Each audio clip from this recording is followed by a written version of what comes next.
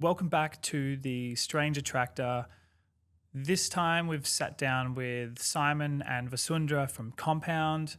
So they are finding ways in which algae can contribute to the broader bioeconomy across materials, food, energy, health, all of those different domains. They've started with exploring ways in which algae can replace petrochemical plastics, specifically soft plastics. And it's a really exciting project to support, as Vasundhara is a designer and Simon comes from a tech background. So it's fun for us to be supporting folks working in the lab who come from different disciplines, because that brings a different lens and way of looking at things and doing things. So really excited to have them on board, really believe in their vision, and excited to see how we can support and help this become a really awesome venture. It's already plugging in with Roper, one of our other members, who are extracting invasive kelp species. So Compound are now looking at using that to integrate it into their process to be able to use that kelp, as well as looking at collaborating with Off with the Pixies for with their Oyster X product for Melbourne Design Week. So it's a fun little blue economy ecosystem that we're building here at CoLabs, which is really exciting. If you or anyone that you know is interested in the blue economy, biomaterials, next-gen materials, or anything like that, or just wants a space to be able to tinker, let us know. This is something that we're really, really trying to support the emergence of an ecosystem here in Australia. We need way more folks trying to find ways to build with biomaterials, because they are kind of the only sustainable way in which we can look at building things in the future without depleting the very limited resources we have on this planet. So if that's something that you're interested in, please reach out. If that's something that you want to explore integrating into projects or anything like that, also reach out. We know some folks who we can put you in contact with. Let's make this regenerative materials movement more of a thing here in Australia. All right, that's enough of a rant. I hope you enjoyed this conversation with Vasundhara and Simon from Compound. Sweet. Awesome. Well, Vasundhara, Simon, welcome. Welcome. Thank you, Hello. For coming on to the Strange Attractor. I know you've been busy almost 7 days a week in the lab at the moment. Yep. Yeah. It's So been a bit I intense. appreciate you guys making space to discuss what you're doing, the vision behind Compound, and I'm really excited to delve into it. Yeah, so are we. Cool. Let's get into it. Is there any way that you'd like to start? Like maybe a little bit of a background for each of you, just like a little bit of how you might introduce yourself if you're at Melbourne Yeah. Design Week and you were... Yes, I can start off with that. Yeah. So my background is basically industrial design. And I did my bachelor's in India. I then went to Italy to do my postgraduate in specifically in watch and jewelry design. So I got very well versed with all the processes and mechanisms that go behind manufacturing. And I then went back to India, worked with Tata Group. It's one of the biggest, I can say, multi-billion conglomerates in the world. Okay. And their portfolio is very diversified. They work right from food to making products to farming, name it. To buses, transport, like everything. Even when I was over there, it was just like I've seen the brand, but never really been able to pinpoint what vertical they operated in, because you just see it like on everything. Kind of like you got a Mitsubishi pen, and you're like, wait a minute, Wait, you what? do pens and engines and cars, and air conditioning. Air conditioning, yeah. Yeah. Cool. Okay. Yes, it is. And there is where I got, I worked in the watch and jewelry design department for about 4 years. Got a very good idea of how things are made, right from materials to processes to looking at post-processing services, and also how quickly products move, because... When you say move, do you mean like how quickly they go through the process of being made, or how quickly they turn over from like a planned obsolescence, or like I'm really curious what you mean by move there. I think how quickly they can be made, as well as how quickly a consumer would be like, oh, I love this. And the next minute would be like, I'm going to buy it. And after 2 days, be like, this is even better. I'm going to, invest in this as well. I do that with pens all the time. Yeah. Stationery is a big, wonderland. It's dangerous. Yeah. And at the same time, so with creating products whereby I was designing about 200 watches a year, looking at the fact that those are just styles, and then you would have the mass production of it. I tended to wonder as to what would happen after. And I realized that in this entire production system, which is so centralized, where products go after is a very decentralized and very diversified, I think. Someone else's problem. Yes. It's like, not my problem. Like, you see a lot of this, as you would know, with the transition away from product-based businesses towards service-based. Yeah. So even in the, like a physical product, you're starting to notice Apple now is like, we'll buy back your old thing, because then they've got a constant stream of parts to be able to then reuse. And you're seeing more and more people look at transitioning to a model like that with resource scarcity and things happening. So it's nice to hear that you kind of grokked that or intuited that when you were looking at it. You're like, where does all this go? Yes. What happens next? Yeah. And I think I predominantly came to that thinking also because I was looking at this one vertical at that time, because this particular trend of sustainability back in, I can say 2018 was something that everybody was very crazy about. They wanted to know what's happening, where the product is coming from, where is it going, what are you using? And I think that started this movement and led us to this area where we are today, where everybody's more informative of what they know. Yeah, but specifically for you, it was like, oh, wow, I need to be doing more. And then you came to Australia where you did your master's. And, that was like 3 years ago now. Yeah. But, no, 4 years ago. Yeah. 4-ish years ago. I started. So, 4 years ago, like thinking about this before other people have thought about it today. Maybe. Before it was super trendy. But I mean, I can deeply resonate with that. So 2016, 2015, I came across holistic science, complexity theory, systems thinking. I'm like, this is the shit. This provides a conceptual framework for how I've been trying to perceive reality. It allows me to make sense of the world through that like living systems lens. But there was no people locally there's not no people. There was quite a few people locally, but it was by no means, within the Overton window of what would be considered normal. And it's still struggling to come through the ranks. Now I think people are kind of getting a hold of like circular economy and complexity and systems thinking a bit more now. Like things like House of Complexity in Sydney have popped up. The Griffith Centre for Systems Innovation has been and gone, but there's just, it's taken a while to kind of, I feel like we're 15 years behind, whether it's design or biotech compared to like Europe. And I found it can be quite a challenge, and that's why it's so nice to see you guys here now as well.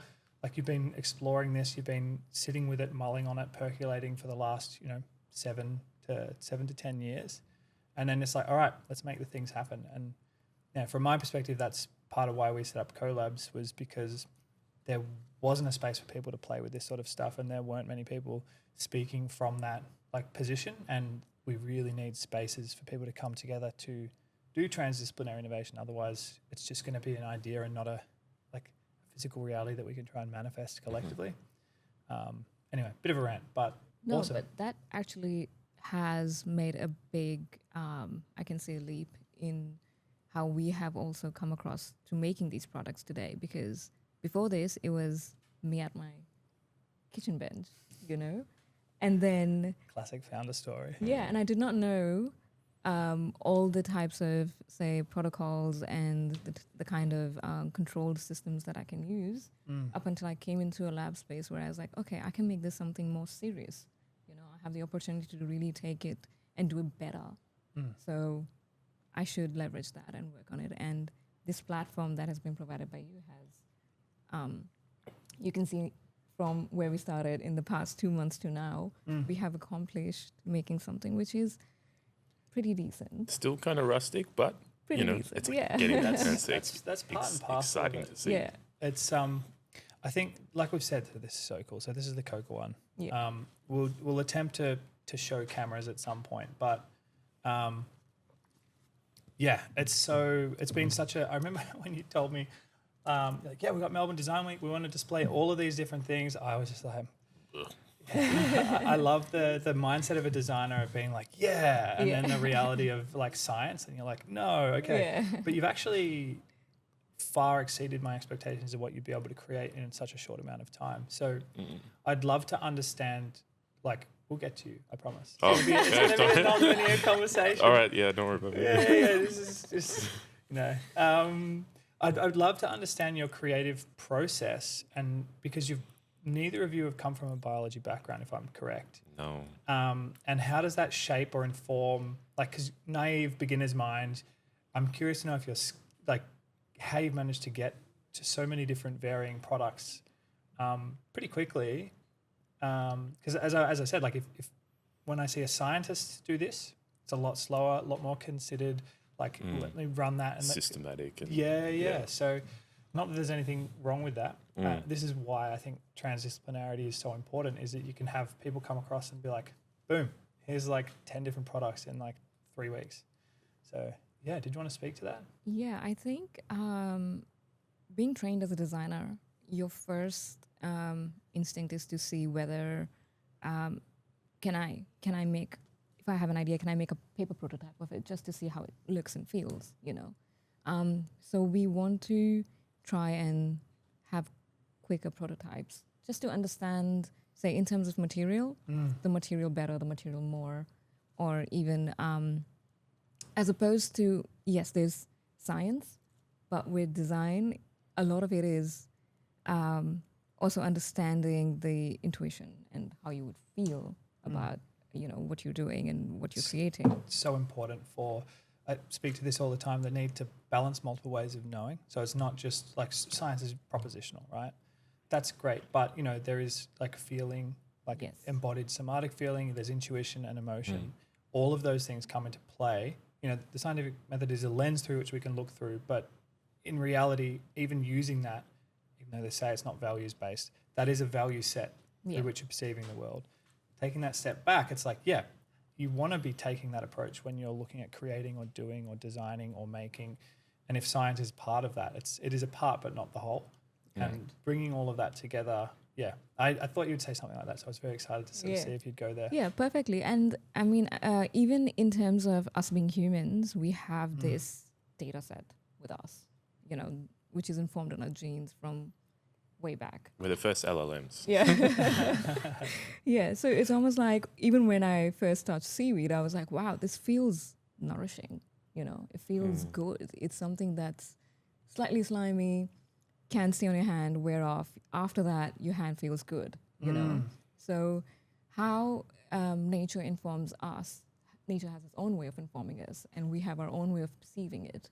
And where is it that we meet? And that intersection through the lens of biology, technology, I think design becomes that little, I think, intersection point where you are able to, in the Venn diagram. Yes. Yeah, I feel like what you just said also reminds me. Are you familiar with David White? He's a poet. He speaks about the conversational nature of reality and how we are always in dialogue with nature, which is something like Nora Bateson and quite a few others, like Gregory Bateson, her father, and like the semiotics movement. They're like, everything is communication. Everything is dialogue. It's just that we've anthropomorphized communication to mean words or, maybe physical actions. But yeah, to your point, nature is always communicating and exchanging information with us. If we widen our circumference of care or perception to acknowledge and allow that to inform us. So yeah, it makes sense to me that, you're having that tacit feeling and reaction and you're like, okay, cool. And that then gives you an intuition of how that might work or what you might be able to do with it. Correct. And then you use something like a science to go, and then how might I create that and make that repeatable, reproducible, and then bringing in the design lens of can we make that desirable, viable and feasible. Correct. And then how do we use like design thinking to do iterative feedback loops on how we can make it happen quickly. That to me, like holistic science, ecological or regenerative design, and then like the systems thinking, like bringing those together is such a formidable way to approach like challenge-led innovation, which is to me how I see that you've come at this sort of project, which is pretty exciting. Yeah. You've put it out very well. Yeah. Cool. Even if you take it back a step, it's like one of your role models in a way is like Da Vinci. Yeah. And Da Vinci is like one of the earliest system thinkers, like understood movement, human biology, engineering, but at its core was just a designer and was able to An artist. and an artist, and just like plug these things together. And people will think of him as, just an engineer, but it's like, no, that was like one small aspect of this bigger picture, which is, what we're always focusing on and now. the simple things in nature is something that we also need to observe. For example, you might have heard of the golden ratio. Oh yeah, Fibonacci spirals, golden Yes. ratio, all that sort of stuff. The patterns in nature, like Absolutely. Yeah. fascinating. Absolutely blew my mind when I went to design school and I learned about it.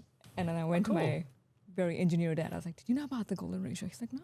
I was like, look, this is the way, a flower blooms, or this is the way patterns are repeated in nature. Yeah, so this goes exactly to that point before when I discovered this like language of complexity, fractals, systems thinking, non-linear dynamics, scale, like multi-scalar sort of systems. It's like, oh shit, like that is exactly to your point. Like when you look at it in nature, that's just the whole thing. Yeah.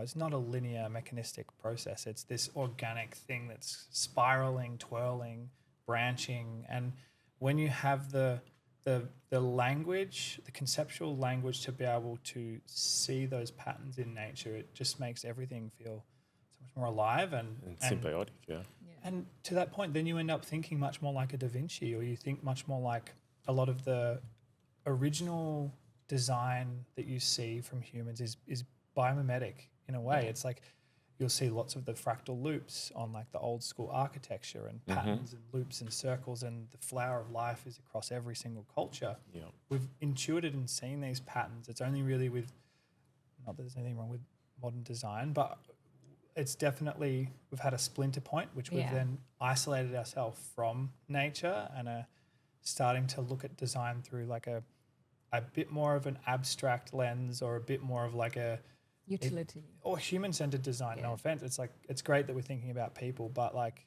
thinking about people is also why we've overshot like 6 or 5 of the planetary boundaries.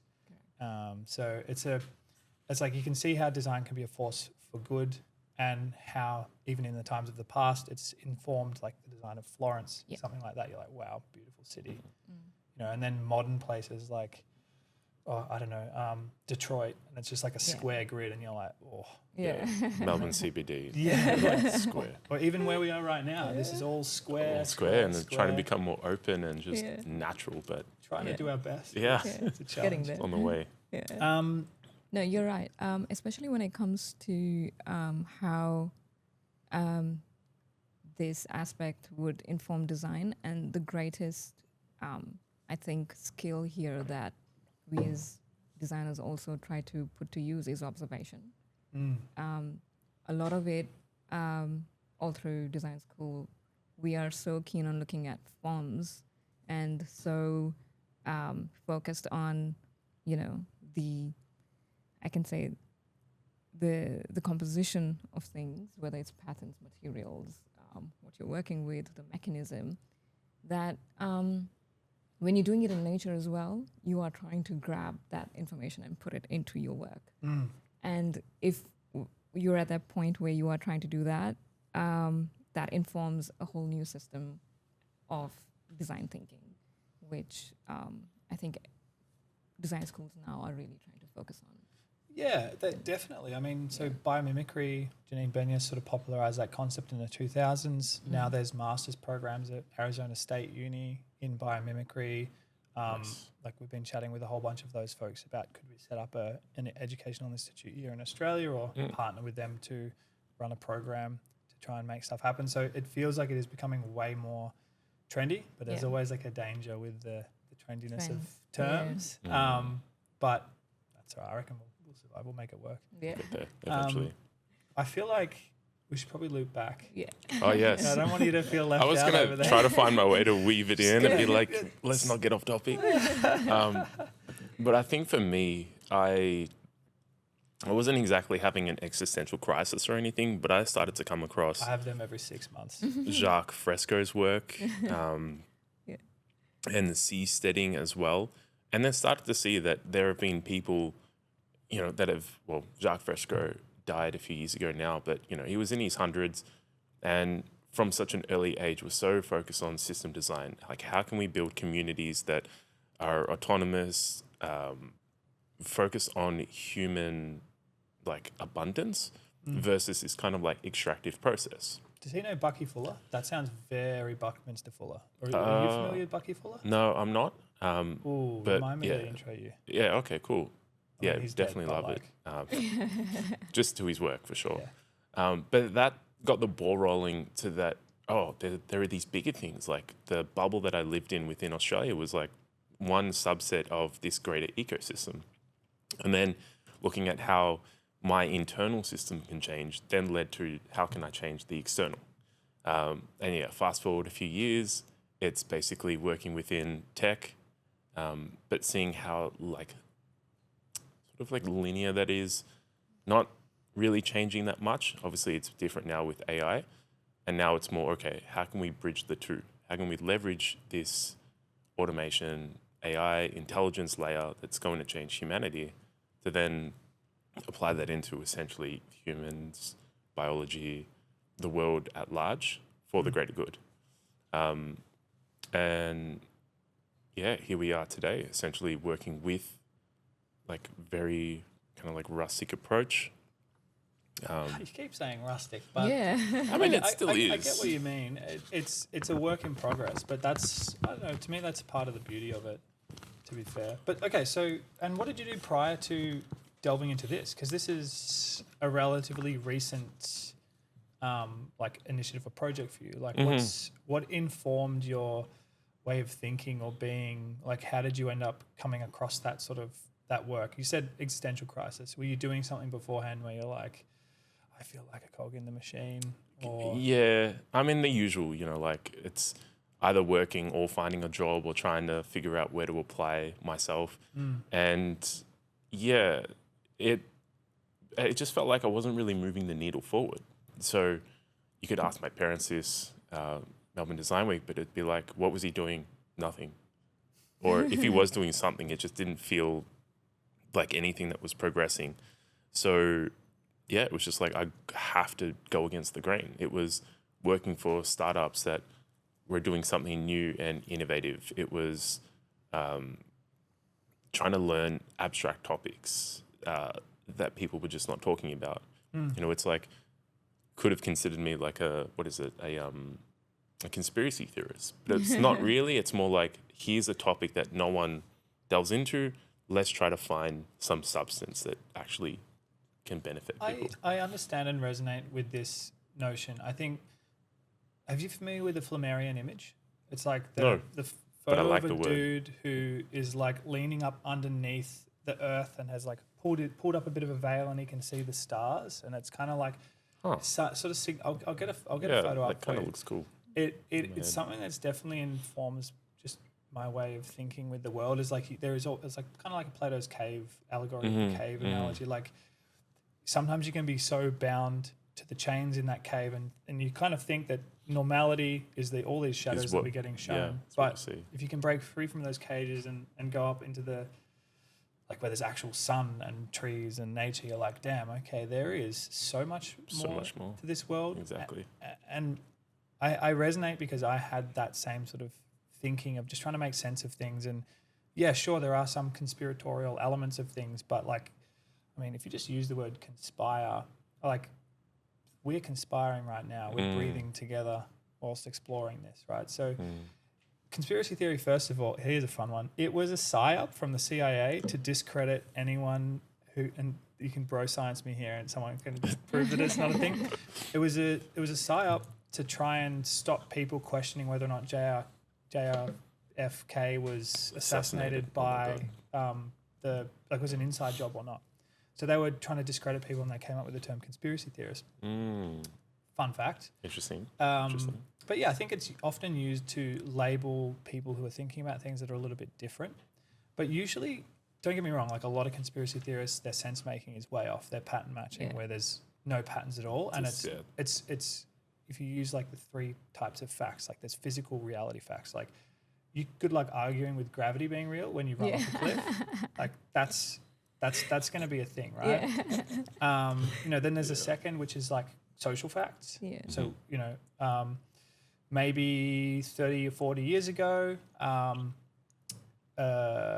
if you're like someone who is gay or something like that, you might not be super open about it. You might not want to talk about it in public because you might be worried about how that will be impacted, right? And then you fast forward to now and it's like, yeah, I mean, you be whatever you want to be. Like, of course, that's totally fine, at least in the context that we're in Australia. And that's positive social like growth, but that was still a fact, you know, back then, that even though it might have been your personal truth that you are like it's not gay, the social truth. It's not the social truth. So then there's that's the third one, is the personal truth. And the issue is like a lot of people have this like personal or social truth and confuse it with the physical truths. So it's like, you know, they might be like, they take something here that's factual, take something there that's factual, and then make this massive cognitive leap and are like, yeah, and like the Earth's flat because if I look at it from here, I can't see a curve. And it's like phenomenologically, you're spot on. It's pretty hard to see the curve unless you climb up to like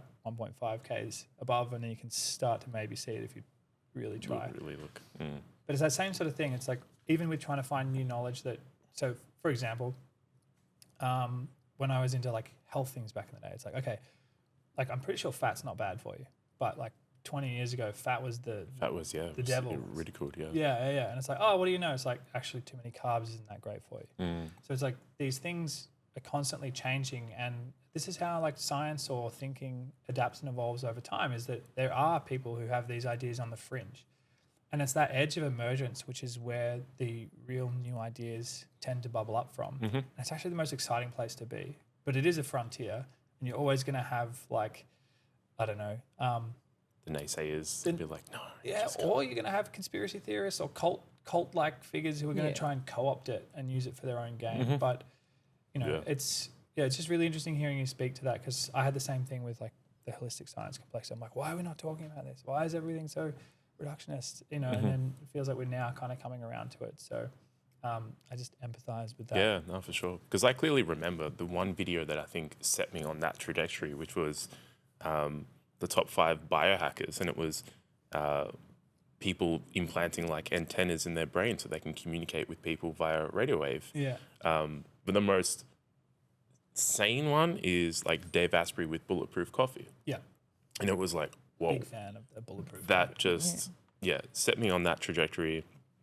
And then like as a swimmer, and then I guess as part of like a fishing family, Seaweed was then this like, oh, I've got a fish. No, it's seaweed. Like it. Yeah. And then it's literally called weed, you know, so we're framing it in a negative to begin with. Literally. And then to understand that, you know, again, this is like one fringe thing that's underexplored, underutilized, and it has all these benefits from material to food to fuel. And there's a fourth one as well. I think I said health. Health. Yeah, so like, just general health. Yeah. So how can we like empower people with something that is fast growing, simple to grow as well, and very nutritive and just readily available as well. So you're going to lean forwards. It is. I think kelp and like microalgae, macroalgae, they're both fascinating options for us to explore when we try and bring about a more circular, bio-based and regenerative future. There is so much application across those, I guess, what we call like pillars of the bioeconomy that you sort of called out there. I'm curious what drew you to, so like energy, health, materials, food systems, like what drew you into the material side of things first? So we initially started looking at how we could leverage micro and macro for carbon sequestering. And like that's a big task in itself. It's something that we're already putting billions of dollars into globally. But it's like, is that feasible now in the short term? No. We then looked at food, and yes, doable, but again, there's a lot of like red tape that we would have to go through. And it was like the low-hanging fruit was material. And how can we do that? We can essentially buy like derived powders from red seaweed and even some brown kelp, and just validate that, yes, this is possible. You know, there are already companies validating it, but in terms of us here in Australia, it's a way that we can validate it. We can leverage like essentially Vasundhara's design skills, have that into everyday products, like this light potentially in the future, and just be like, cool, there is an alternative path here. So, And it's also looking at the fact that as a starting point, this is something that, say, for example, I know more about in terms of design. So I can work on it. it's very stock standard design school is like build a product, design a product versus like design a whole system. Like futures thinking is still a thing. Yeah. But like designing an ecosystem of initiatives that all interweave, Yeah. which when I look at like the compound farm, compound labs, compound community or commons, like the vision that you've got there is like 100% yes. But to that point, it's like that is a gesture towards a direction or a vector that you want to go towards. But you got to start somewhere. And that this is something that you can find as a drop-in replacement for petrochemical plastics and then sort of move on from there. Because like not only is it good for plastics, but even fuel, even fertilizers. So there's so many ways in which, you know, maybe like parts of this that don't end up being used can be repurposed and you can close the loop into other value-added products. But yeah, is there any way you want to go from here? I think it's, just like on that one thought exercise, I think people can actually start to think about is if you have a manufacturing or a processing plant for petrochemicals, it's heated close to 800 degrees just to make the actual plastic itself. And there's like one case of a shipping container with the plastic pellets that fell overboard, washed up on beaches. They look like rocks, but they're not. So if you then think, okay, that's high impact, bad for the environment, but if you were to drop, even when we clean lab equipment, spray water, like that can go down the sink. It's low impact. Yeah, it has nothing toxic in it. Nothing. So this is the green chemistry concept, and back to what you're saying there, like less energy. So Janine Benyus talks about like heat, beat, and treat. Like our current modern industrial civilization is built on that, and then digging up really random shit out of the ground, which should probably fucking stay down there because it'll kill us. Yeah, literally. And instead of using that, we're designing using life's principles, which is like using the most abundant. What do you call those things? My God. Atoms in the universe, you know, the basic elements. So we're going to be using those to design and create things first and foremost, and the ones that are friendly towards life. And then trying to make things at ambient room temperature, you know, rather than relying on crazy amounts of heat. So, I mean, the fact that you've already, you know, embodied a few of those with this is really exciting to see. And it's something that we hope more and more folks who venture into this space can start incorporating, like, what you would call like life-centered design as well. Correct. Yeah. So yeah, that's really exciting to hear that you're just like from the onset you're trying to bake that in. Yes. Because a lot of people have come to it and then go, you know, well, if I try and apply that to my current process or where I currently am, it's going to take a lot of time. A lot of time, a lot investment, of money, you know. But I'm just so familiar with this. So, and to their defense, it's like we were talking about this last night. It was in 1870 is when the first sort of like plastic was made. Bio-based. Yeah, it was like cellulose. It was then exhibited in London, and then fast forward like 40 odd years later, I think he was German. is this the PHA? Was PHA discovered ages ago, wasn't it? Well, it just wasn't commercial. 1920 something. No, earlier. Late 1800s for like a first kind of like plastic, and then early 1900s for something that was synthetic, and that got the ball rolling. Yeah, but it's funny how. Sorry. Oh no, it's okay. Yeah, it's funny how they didn't take the bio-based approach and they decided to take the well, just like we went with synthetic approach. It'll be the exact same time that we came up with. So you know that we came up with solar and electric cars before petrol. or in concurrent timeline with it. Interesting, But then what happened is we made it really fucking easy to tap into oil. Yes. So it actually became way more cost effective to just do oil instead of electric. I dare say this would have been around the same time. So like Same thing. we would have been essentially. using rubber, like shellac, cellulose. So, rubber from trees, shellac, I think from like insects, and then Insects, yeah. cellulose, plant fibers and all that sort of stuff. Yeah. So, from what I got here, let's have a look. So the first semi-synthetic were late 1800s, cellulose nitrate. Yep. Something like that, yeah. And then, milk proteins as well. So casein was used for Nice. buttons and jewelry. And then, it was 1920s that we switched to petroleum-based synthetics. With Bakelite was the first one. Yep. Bakelite. And so it was put aside because of the cost of oil. But it's only just really being rediscovered now. But I imagine, man, this stuff would have been crushed from like a PR/perverse interest perspective by folks in the petrochemical industry. Like it's possible that's the case, most likely the case actually. But it's also where is technology and engineering at? Like at the time, everything is just so crude. It's big, it's heavy, it's dirty. So trying to go down that cleaner path just wasn't realistic back then. And it's also a cost thing. It was more money in that crude approach.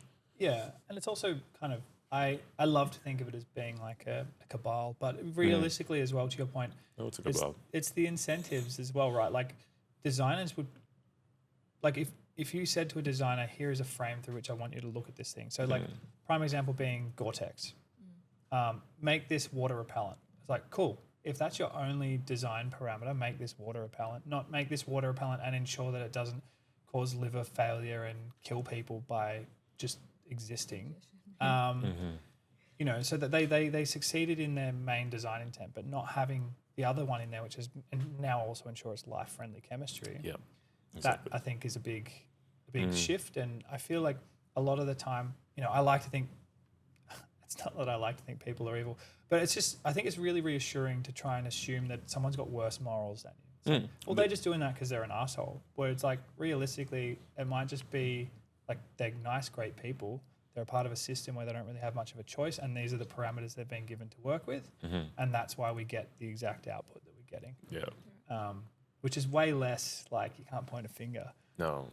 But it's probably more accurate to how I think. Well, I think the bell curve is essentially applied to everyone in life. You're going to have, the mundane, the boring, the average, the exceptional, and that applies to human morals as well. You're always going to have the really good and the really bad. And I think another thing that, just to Please.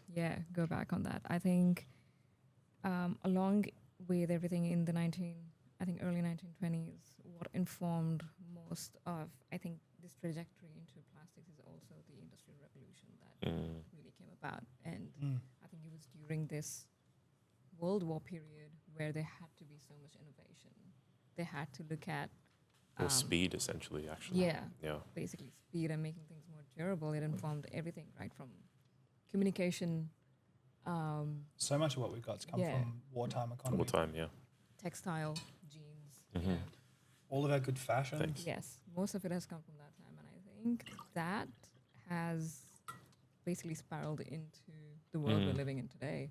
Yeah. Well, we just instead of turning the machines off, we're like, fuck, how do we keep making all this stuff? Like globalization.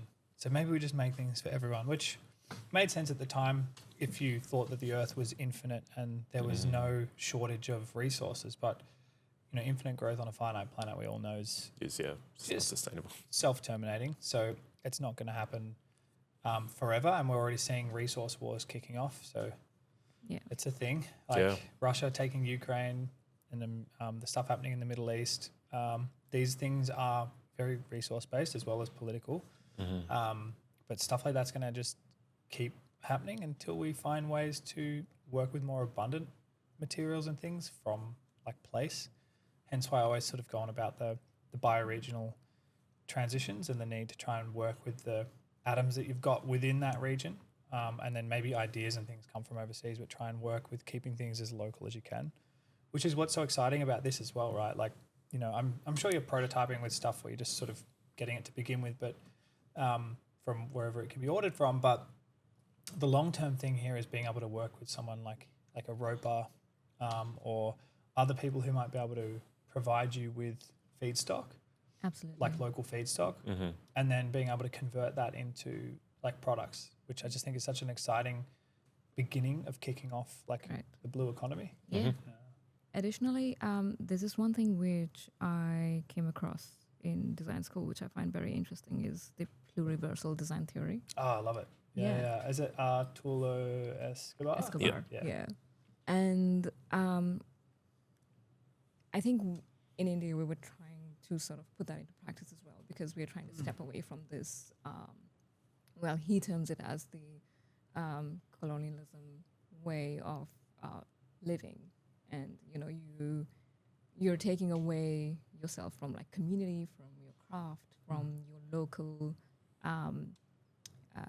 you can say lifestyle, and, you know, how your immediate environment would inform you of, say, the decisions that you would make. And this pluriversal design theory is something which I feel we can really bring into play in Australia, and we can try and weave that into this bioeconomy culture that is building up here now.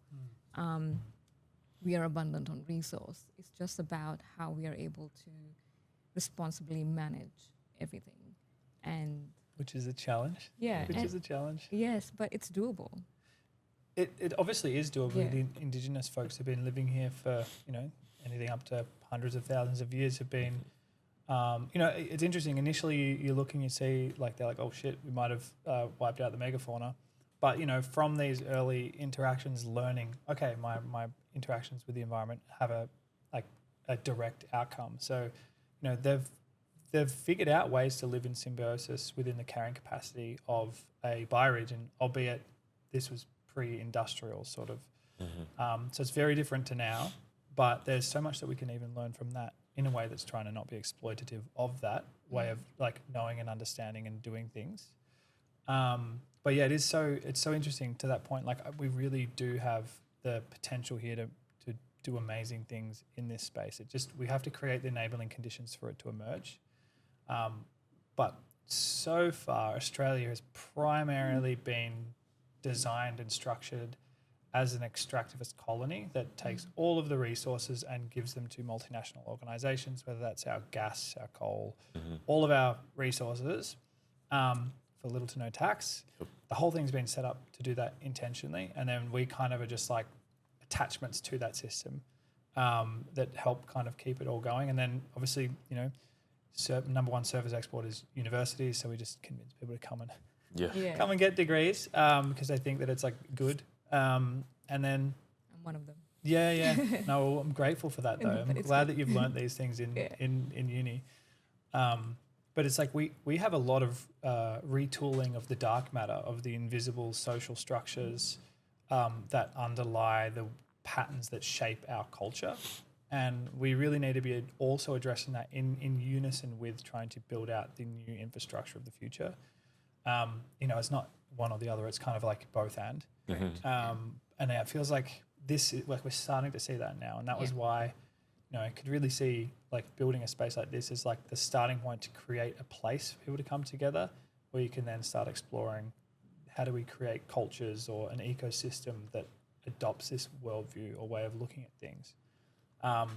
So yeah, it's very much, to use a Bucky Fuller quote, like how might we not necessarily compete with the current system, but how might we design a new system that makes the old one obsolete, but in a way in which we can still support the transition of that or the hospicing of modernity into a more viable way of relating to the world.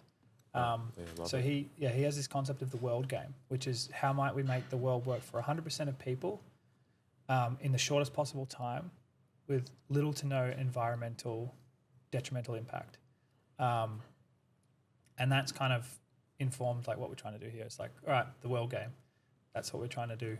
How do we make that happen? And, you know, when you guys applied to the impact program, I was like, sick. Yeah. These are people who are whether or not we've been reading the same things, they're like, you know, we might have come to this from different places, but we're joining as different tributaries to the same river system. Yep. You know, so it's really nice to see you guys come through and be able to provide the support to help you bring these ideas to life. Yep. Speaking of the world game, it's almost like this term I came across. It's called Protopia. It's The protopian futures. yes. Yes. So it's basically you're working towards making it a better place one step at a time versus just dreaming up of a utopia, which would be your, you know. They're not always good utopias. No. A lot of the time you look at me like, I don't know about that. I mean, they work in theory, but it's like, They usually end up being like a dictatorship or autocratic kind of. like if anyone built one of these cities, again, like Jacques Fresco was envisioning, it's like, what happens next? Like, who runs it? How do you govern it? I mean, his approach was actually leveraging AI. Like, he was thinking like, yeah, that would be the sort of governing system. But again, whether it's applicable, can we do that at scale now? We're getting close to it. But yeah. It's a fascinating one with the AI stuff, right? Because like, I don't know if you've seen the studies that they get a bunch of AI into a room, like most of them will like pull the trigger on nukes if you have them playing out like a game theoretic, like war sort of context. Yeah, so but that's a thing. His name is Jan Lee Ken. So he was like leading AI at Meta for a bit. I think he's now doing his own thing. But he was like, how can you have an LLM be agentic if it doesn't actually know the answer to what comes next? Like my action, I'm good at the next action, but why am I making that decision if I don't know the outcome to that action? There's no recursive feedback loops in that sense. So it was like, if we're going down the path of agentic systems based on LLMs, that's a dangerous path. So that's possibly why Maybe it's the AI versus LLM, like if we distinguish the two. Because to your point, if it is just predicting next word outcomes, it's probably not the best device thing to for also make give decisions. codes. Correct. Yeah. So that's an interesting space that, like, I always have in the back of my head, like, what's the next thing? There was a Wait But Why article, it was like 10 years ago that I read, and it was talking about just basic AI to AGI to then ASI. I mean, that'll be an interesting pathway that will happen probably in the next like 5 to 10 years. ASI, like sentient? Artificial superintelligence. Okay, so that's separate to general. Okay. Yeah. So I would think ASI is like basically the collective species intelligence. Do we have enough compute or energy to make that happen? Not yet. Not unless we do fusion. I don't know. Fusion plus space. I don't see the space thing happening, to be fair. Like, I love all this sort of shit, and I want us to be like multiplanetary. But like, unless we have a breakthrough in our ways of creating and generating energy, I think we're headed for a bit of a simplification, to use like Nate Hagen's framing. I feel like, probably gone past peak oil. I think things are going to get crazy expensive and hard to do. Whereas stuff like this will actually get a lot more cost competitive if energy prices go up.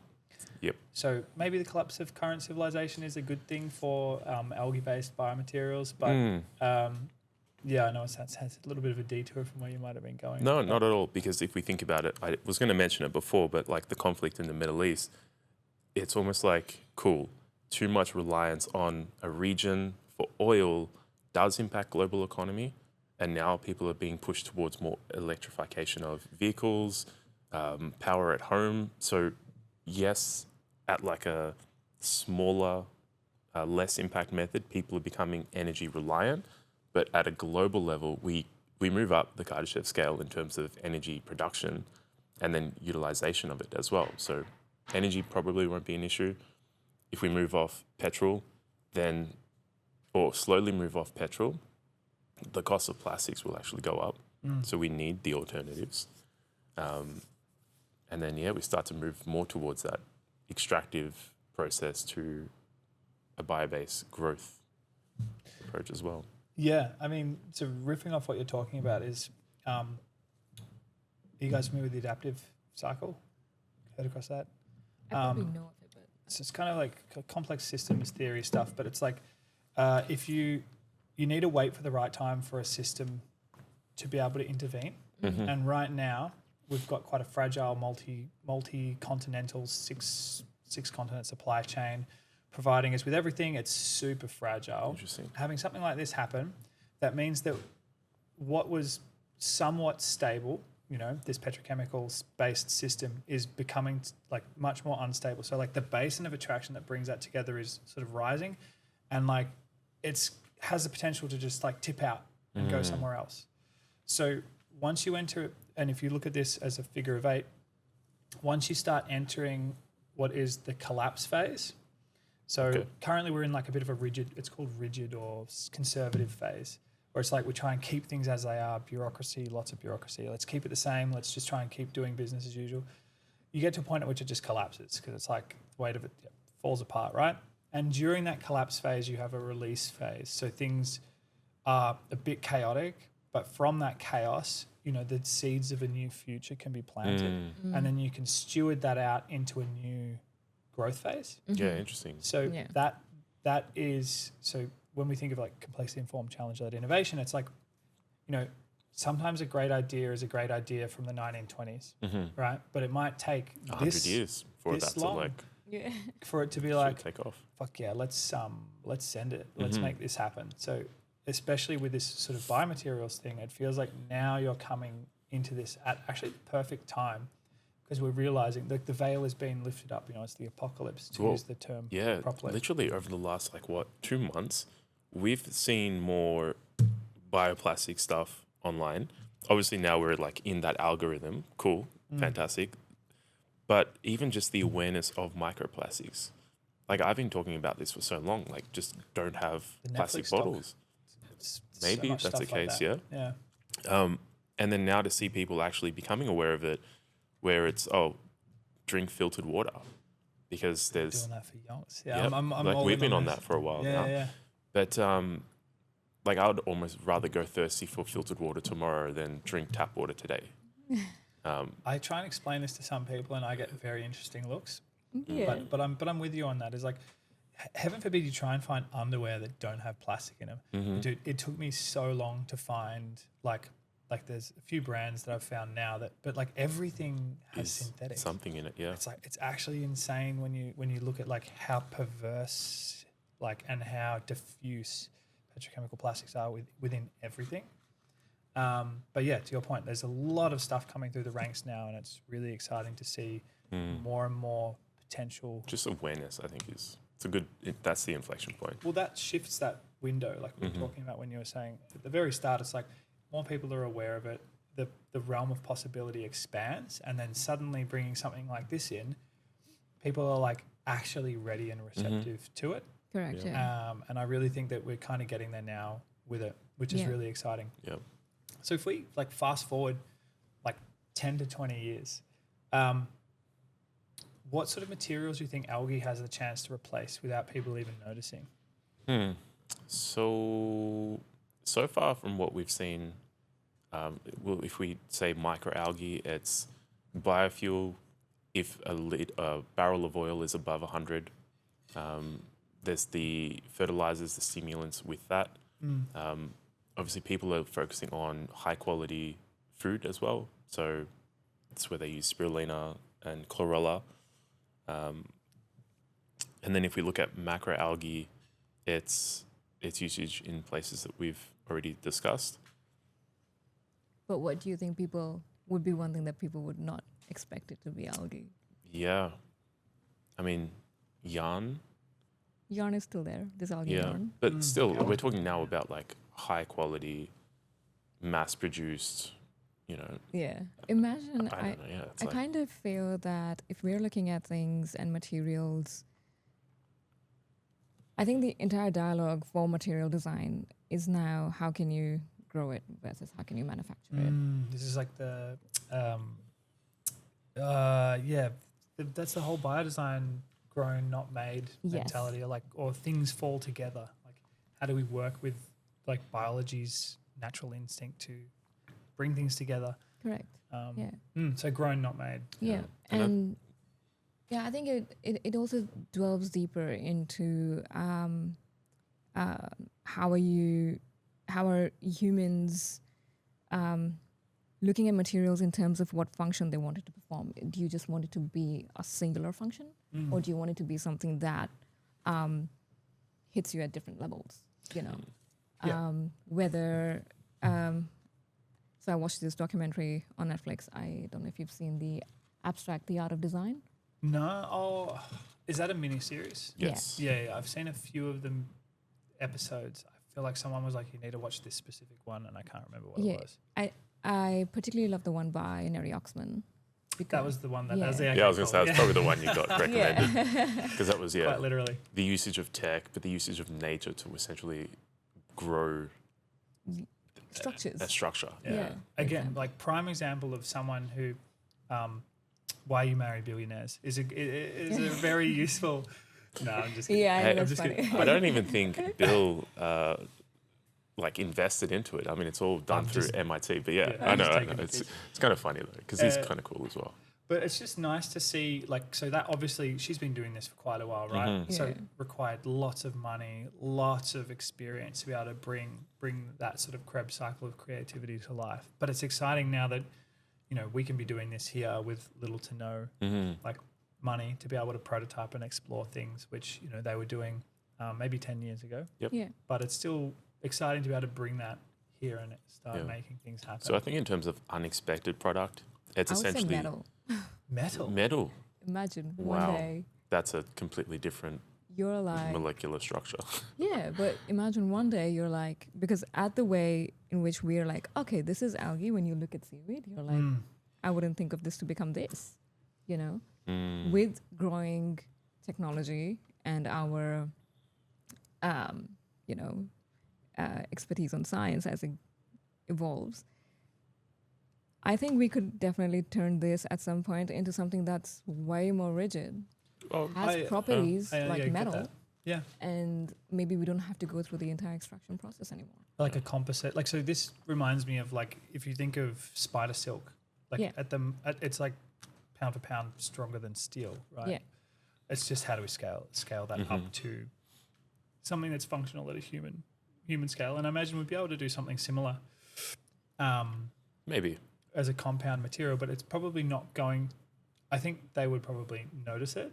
It would be a bit different, but I can see, to your point, it probably could replace quite a few things. Yeah. Like if we can figure out a way to do like a carbon fiber equivalent using biomaterials. Yeah. But you said 10 to 20 years, right? 10 to 20 years. So I mean, 10 to 20, like maybe. The amount of research papers within the seaweed category is increasing by like almost 10% every year. So fuel seems to me to be like. So there's a lot. Fuel obviously can be one, but I think the most unexpected thing would be everyday plastics, because that's expected.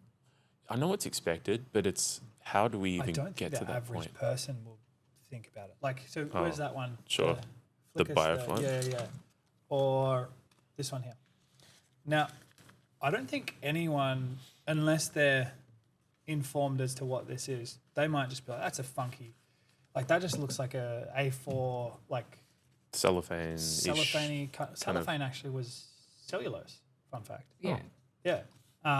So this just looks like one of those little envelopes you put a bit of paper in, right? Yeah. Mm-hmm. So I can imagine this to me is something that people wouldn't even notice that it's been replaced, apart from maybe now you put it in the compost. But that's always the thing with words, right? Because they think plastics, plastic, bioplastics, not necessarily plastic. Bio-based, on the way here, it's just like, biodegradable. we can't use the word plastic. Yeah, I know. I don't want to use it. I don't want to call it a bioplastic.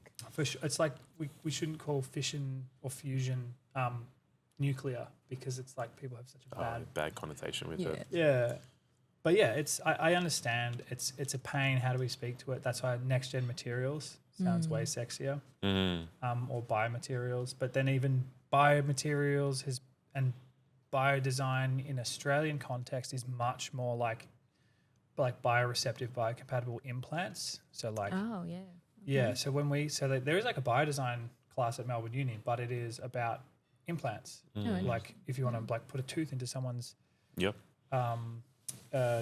it's like, how do you ensure that the body doesn't reject this material? So it's more in that lens, and that's why like words, language, how we talk about things, it does matter.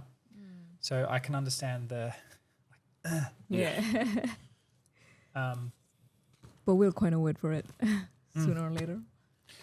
And I think that also is something that would, like, coining such terms for new age materials or next gen materials, like you said, or any new theory, I think it greatly also informs consumer behavior. And I think that's one of the things that we are banking on, looking at all of this through a design perspective. How do we offload the stress of sustainable exhaustion for the consumer? like sustainability burnout or something Yeah. where it's like, I'm just trying to do my best. Yeah. And how do we just make it easy for them to accept it without them having to go through the entire mental gymnastics? Is this You know. recyclable? Yeah. What does this triangle with a number mean? It's such an upstream design issue that it's like if everyone who is creating these things comes at it from the framing of how can I ensure that this, is regenerative as a material, I think, or like whatever I'm doing, thinking about end of life. Yeah. So if it's something that's part of the technique, you familiar with the butterfly like double loop diagram of circular economy? So technical nutrients going through a loop, and so you bring them back to like Apple and then they recycle them. Yeah. And then that keeps that in that loop, and then you do the same with biological. Right. Whilst absolutely acknowledging that there is no such thing as perfectly closed loops. So even if you try and do that with a technical something falls out. stuff's going to fall out. Yeah. But that framing, I think, really helps with like splitting those apart and going, okay, well, we're going to focus on trying to expand as much as possible, like that bio-based side, whilst acknowledging we're still going to need the other technical nutrient loop for like laptops, computers, and this sort of stuff. But progressively moving towards as much as possible being bio-based. Yeah. Right. Like I don't have an issue with the way that we recycle, and there's an entire like mini industry that's formed around it. But it's like at some point, where does that stop? Because if it's just, we'll Band-Aid it, you have to then Band-Aid that and then keep adding Band-Aids when just kind of like fix it from the source. But what's collective coordination failure, which is like most of the problems that we face now in our world are like we've created these because of our frame through which we're looking at the world. So I feel like, if we do start questioning this and having designers now thinking from a pluriversal perspective, life-centered design, these are all like great gestures towards making that happen. And it's just about those of us coming through the ranks now, like actually making these things happen, which, is exciting to have you here sort of doing that. What I'm curious about this one. So what do you kind of think is a way that algae is underestimated? And then what is one way that you think it's overestimated in its potential for bringing about positive change?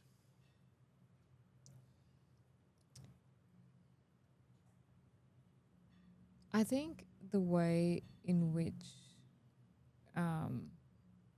it would be overestimated is that it'll solve all our problems. It is very diverse and it can be applied in various platforms.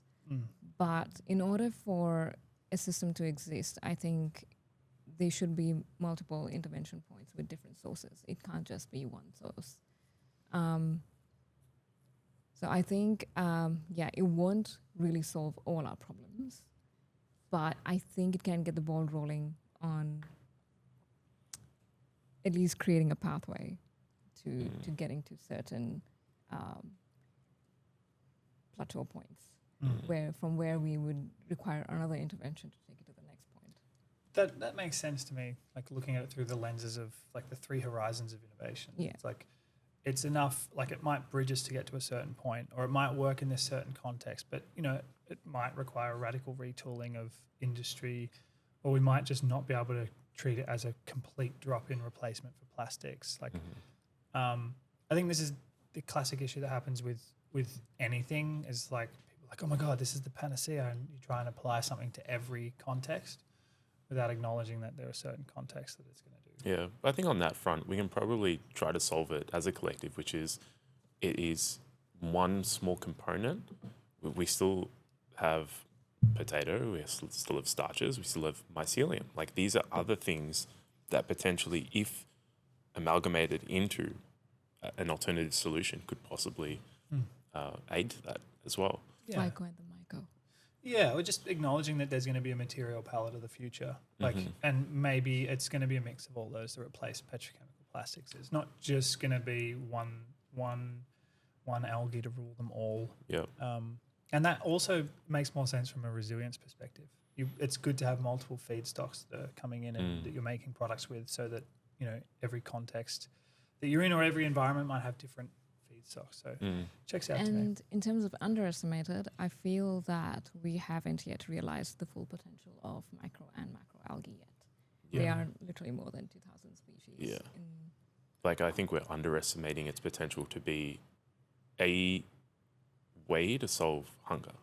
Yeah. In terms of Interesting. calorie density, nutrient density, like these are things that if we were to say, like as part of the Sea Commons aspect that we want to do, is if we can have all, like maybe not all, but like coastal communities to be these growing grounds for seaweed, and then on land maybe there's the microalgae farms.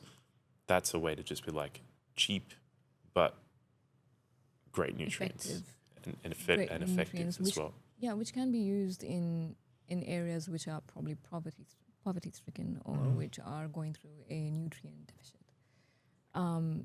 Especially, I have grown up in Africa, so there is a lot that I have seen in terms of availability of resources and how they're being used, and how some things are also. It's not that there are no resources; there's abundant resources. It's about how people are, maybe, and how one community is enabling another community to use it, and how as we as people that are probably looking at it through trying to solve community and health and social problems, how can we put in this, how do I word it even better? How can we add this element of ease for these people and access to the right of life, to the right of the basic needs of humanity, which is food, shelter, clean water, Wi-Fi. better sanitation, Yeah. And I think with algae, it's a way we can curb all these, you can say, Like help raise the social Yeah. foundations. Mhm. If you look at it through like that donut economics lens, yeah, that makes that makes sense to me. I think to that point, it's like it's a really valuable food source, but not just for humans, like Yeah. for microbes in the soil as well. Amazing. But to your point, I think what's fascinating about thinking of algae as a food resource is that it's, at least if it's in the ocean, it's going to be non-competitive with conventional food sources. It doesn't require any fertilizers. Nothing. It doesn't require anything. Because it's in the water, it grows both X and Y. So it's way faster than like conventional plants grow on land. And something we haven't really spoken about, but like the OG carbon sequesterer, correct. right? Yeah. So like, I mean, we had one of the first major extinctions was because of how effective algae was at. Yeah. So the first like proper algal bloom just like decimated massive amounts of life on the planet. 95% of life or something crazy. And in a way, we're actually not seeing that at that scale, but in Adelaide, they had an algal bloom, which is still ongoing even after 2 years. And that's just killing fish and making it hard for life to exist in that region. But doesn't make it like a villain in a way. It actually shows us that, hey, if controlled, you can possibly enable that to just feed, to do something else. Yeah, I mean, there are different types of algae as well. And there's also the concept of ancient algae and modern algae. And the ancient algae being cyanobacteria, which caused the entire oxygenation event. And then the modern algae, which is predominantly the macro algae that we're working with today, and how we're able to leverage those properties. Yeah, and they've all got different ways in which they can be worked with and collaborated with to create a range of different products or provide a range of different ecosystem functions. Correct, yeah. It's a slight deviation. No, do But go for it. the book Project Hail Mary, and now the movie as well, it actually uses algae as like this thing that is growing on the sun and essentially was destroying the sun. But yes, the science is obviously a little bit off, but something so small can have a massive impact because they obviously eventually, harvest it, grow it within these like controlled environments, and then use it to travel to a different solar system. So how can we do that with the algae that we have on this planet? Not for that specific thing, who knows, again. If it's used as a fuel, maybe that's one aspect, but... Yeah. It's interesting that it was the first thing to grow. Or the thing that was growing The thing elsewhere. that actually grew, yeah. Yeah, I can see the cognitive leap that has gone to make that a thing. I mean, on this topic of maybe not sci-fi, but at least philosophy, what do you think like working with algae has taught you about time, like biological time versus industrial time? Like I know that conventionally 9 to 5, you clock in, you get things done, You leave. and then you leave, and it's like the machine maintains or goes on. What's it like working with a living system which has its own patterns and rhythms and cycles? It's so funny, we talked about this last night. And how we came across the idea of time was different. It started off with packaging, and it started off with me just telling Simon that, there is like, what is it that people are now excited by? At one point, I remember when it came to a product, people were really excited about the way it's packaged. And then there's the Apple's unboxing. Yeah. So the first, if you move from like a Windows PC to an Apple one, the first time it's like clean, it sounds good, the laptop looks good. Partially charged. Everything. You peel off everything and it's beautiful. And obviously over time, you lose that. But that was an experience that was created for the consumer for 30 seconds. Like they put all that effort into creating that 30-second moment whereby you're like, wow, And I was then thinking about how is it that we are looking at this packaging, if this is supposed to become a package, how do we, what is the narrative that we want to talk about here? And it's mostly about how are we designing this for time? Because this is something biological. This is not something that's very controlled. It is something that has my imprint on it because, say, for example, while making it, you can see Simon's hand, work somewhere there. Yeah. And at the same time, when this is something that goes into your lampshade, for example, within a certain, say, 10 years, you're going to see a difference in the way that it would behave or look, or maybe you will come back home one day and find a little curl on, your piece of bioplastic artifact. And that's what got me thinking that is something that is part of the process as well, while we're sitting here making it in the wee hours of the night and observing the way it works. It's very... it's cathartic, firstly, but it's reminiscent of just being like, this is what maybe industrialization or even just progress look like, patience. Just knowing that it's kind of the unknown other than the research papers that we're looking into. And, maybe in terms of, say, the growth of a seaweed or even a microalgae, you just have to wait. And like people are so addicted to like instant gratification that they'll then just, discharge being like, this is too slow in the modern day and age. But I think it's embracing the slowness, accepting that it is natural, and then being like, cool, how can I apply that? How can I leverage it? Yeah. I think is one key thing. It takes patience. It takes, I think it's something that's also not uniform. You know, biology has its own way of working. Maybe one part of it dries faster than the other part. Maybe one part has is exposed to something like mold. Yeah, one of the and one the of the other, layers we did grew some mold, but that's natural. yeah, and I think just looking at it in terms of time, it is how we want to put in the aspect of time. Maybe we want it to be something that stays with the person, and then eventually the person knows what to do with it in the end. So it's about boxing it up rather than unboxing it. You know, how are you going to put it back? That becomes the. I think key I was point. saying that the invert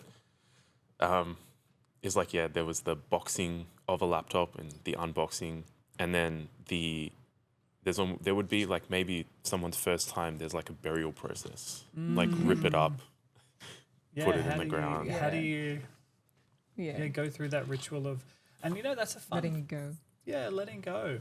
Yeah. And thinking about that, I mean, so much of our culture avoids and denies the existence of death or the end, and it's shipped off to a place or we just hide it. Where like there is no way that right when it comes to like waste and this sort of stuff, and it's exciting to think that you could potentially witness this, like decompose and nourish your soil at home, which you then can go and plant potatoes or something like that. But then just being more in tune with the rhythms and cycles of nature, I think.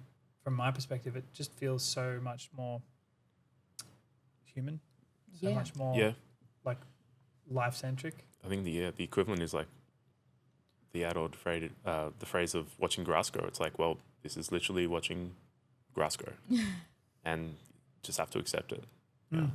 But that being comfortable with the unknown or whatever will emerge. Like it's a very different mindset to, as I said before, like it has to be perfect, it has to be precise. And I can imagine that's going to be a massive thing when you're looking at dealing with customers and trying to provide this as a product. The explanation around, well, this is going to have imperfections, and that's like it's perfectly imperfect. Yeah. And in a way, it's going to be so much about, like for you guys, is how do you position that? How do you explain these things to people? And how does that become something to be celebrated? Like the obstacle is the way. Yeah. If that's the way it performs, how does that become performative? Correct. And also in product design, I think one of the things that we're moving from is having this completely polished product to a more purpose-driven product, which is not just utilitarian, but also raw. So you're able to, like I said earlier, feel it in different aspects of your life. Psychologically, some of these will make you feel more calm because of, say, the natural colors that's using, Or even the textures. Yes. Yeah. You have a little bit of air. You have a little bit of water that you can, you know that there is water at play. You have all these elements that will bring you closer to nature. And that's an alternate trend to what is happening with AI. It's like people are consuming tech and they want that break, and then they'll come to this, So it's I mean, in an ideal world, I was going to say that's very idealistic, but I'm so into that. On that topic, like idealism versus realism. Yeah. Right. Like this is such an issue that we have as people trying to bring things into the real world. You have this great vision of something. What ways have you had to come face to face with idealism versus realism, and have you managed to find a way to reconcile that tension, or is it still something like you were saying before? It would be great if we could do X, but we ended up in materials because it's going to take 15 years for that to change, or we want to do this stuff in culture, but maybe we're not there yet. Like it's I think for us is the balancing our skill sets and just being like, well, we're not scientists, so we were so idealistic that it is going to work out and it's going to be perfect, and then just coming back and be like, oh man, we gotta smack our heads together to try to work this out. That's really it. I mean, obviously there's more to it, but this is a field that we need the best minds to be in, because if people have the capabilities, but then they say go and work in finance. It's like, okay, you just make number go up. Like, where's you make humanity go up in this progressive way? Well, it depends on, this goes back to like your fundamental perspectives on value, right? So Correct. in Yeah. some weird, wonderful, maybe not wonderful, wacky, wild way, there is a whole host of humanity that think that value is purely financial or monetary, which it blows my mind that that's even a thing, right? I know. Rather than acknowledging the good, the true, the beautiful, all these things that actually make life worth living, which are all predominantly immaterial and can't be bought or purchased to an extent. So yeah, I'm curious, thinking about that sort of like, how do we shape and change value, whether or not like working with algae has shaped or changed your values. I think it definitely has. It has reinforced Yeah. the value that we learned about early on, I think. I think we're so lucky we came from like really family orientated families. Yes. So that's one thing. And then the education that I guess we got to have as well. Exactly. Some life experiences. Just Our mothers have always been like, oh, don't waste your food, or, don't, why are you putting this in that bin? You should go in the right place, or this is something that you can easily put out in the garden, So you're... don't get McDonald's here, I'll make you dinner. Yeah. And I think those value systems really create a sense of thinking whereby you're thinking about what you're getting. You're not getting it very easily either, because my family has been strict about our health. So it's not that, okay, you are just going to get whatever you want. You have to work to, achieve what you want to achieve. And here it is more like, we know that this is bad for us. So how do we, again, take what is left over and make something good of it? And that's where I started, because predominantly in my master's thesis, I looked at the invasive species, and the first set of samples was made from Undaria. And that also formed biocomposites. And that was very interesting, because I was like, oh, after studying the ecosystem in my sustainability systems class, I realized Undaria, it came to my knowledge that Undaria is the pest, which is taking over the entire native kelp. Flora. For those that don't know, that's wakame. So like Japanese seaweed, Yeah, wakame. Primarily. Yeah. No competition. It doesn't have any competition locally, so it kind of just absolutely thrives in this context. Correct. And it's gone ahead and changed the entire temperature of the bay as well. Yeah, which is wild. Yeah. And it was funny. It was basically one of the days where I had to go get samples, and Simon came along with me. And while we were on the beach, just trying to get whatever we can, there was this woman that comes out of the beach in a full wetsuit, with like handfuls of seaweed. And I'm like, oh my God, is that, do you think she has wakame? And then Simon's like, yeah, go talk to her. There's only one way to find out. Go. Which was actually good, because we then learned that there's obviously, like, we know of Henry, but there are divers who will just, instead of off a boat, will just like go out and grab the Undaria that's right near the waterline. Yeah. Just to try to stop it from like proliferating even further. And these are just people doing this off, like this is just the community going out and doing this. Yeah. So you can also see how, like, there could be the cultivation of like a network or a community of folks who do this, and then that can then be utilized as a feedstock for you guys. So there is this way to create like a really interesting ecosystem that is providing like ecological restoration on one end, and then on the other end can be turned into a product which can also replace something that is toxic. Yeah. So it's just like a perfect little loop. I thoroughly enjoy. Yeah. Our goal is like take out Undaria, put in a Colonia radiata, or I guess in Henry's case, he's like take out Undaria, take out sea urchins. Yeah. It's like fucking pesky things. Yeah. Which is so good to see at large, and that's what we all need to try to do. Love it. Is there any sort of things that you want to mention at the end? I know we've got the Melbourne Design Week thing coming up in how many weeks? 15th of May, so 2 and a bit weeks. Oh my God. Yeah. 3 weeks-ish. Yeah. 3 Am I? weeks. Yeah. I think what's it's been interesting fun. with the Melbourne Design Week, it gives us this platform to basically view how people interact with the material, how perceptive they are to it, how curious they would be about it. And I think that curiosity index is what will lead to further, making of the product. Because at one point I do want to ask them, what do you want to see this in? You know, how would you like to interact with this material?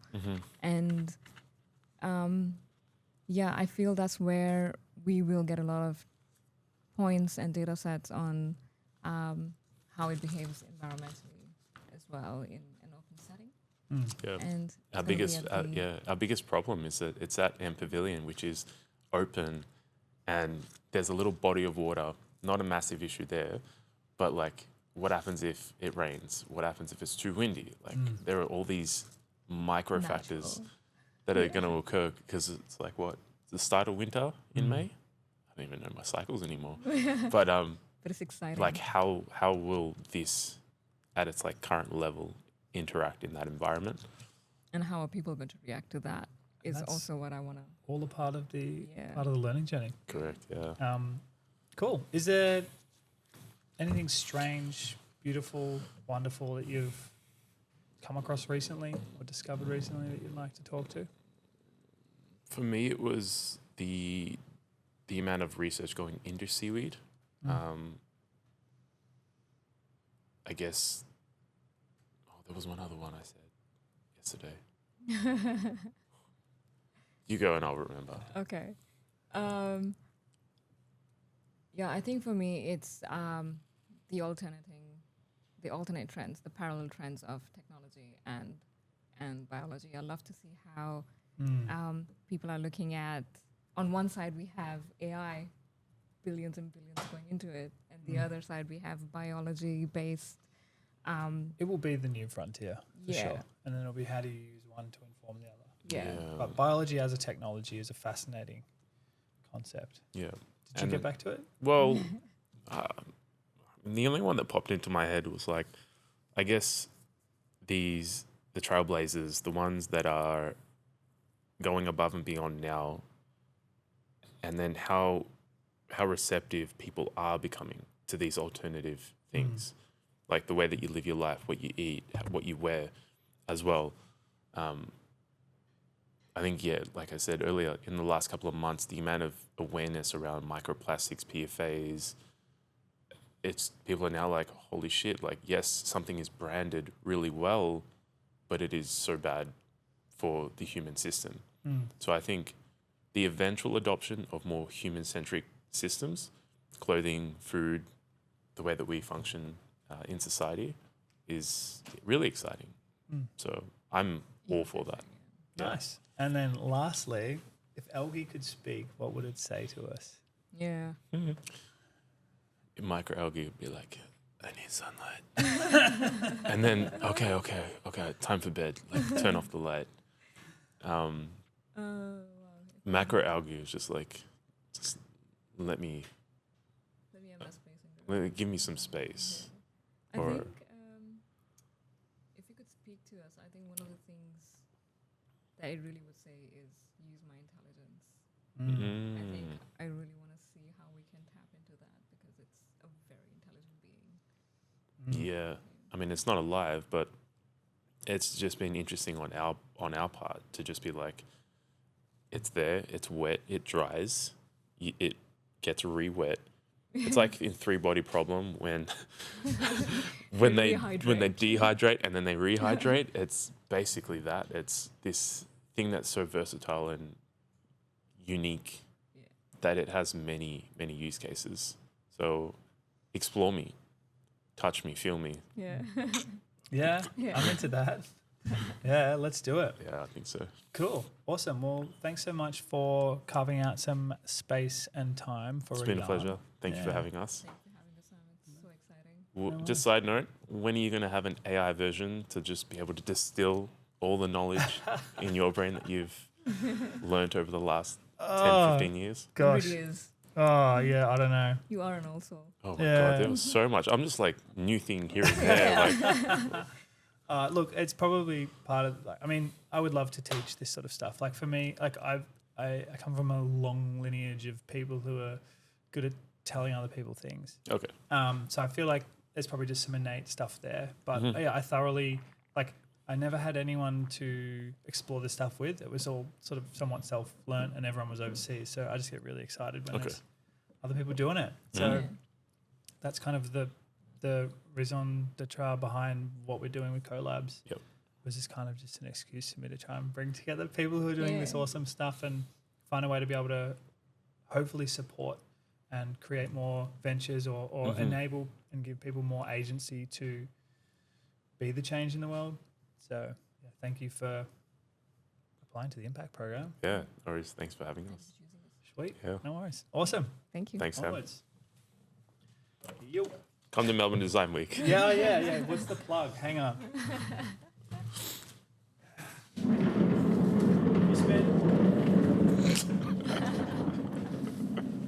You spent so much effort trying to make this. Seaweed drawing. Seaweed It's drawing. pretty shit, I must. Thank you. Yeah, I'm not the designer. Yeah. I just speak to computers. All right, we're done. Thanks, Sam. Thanks.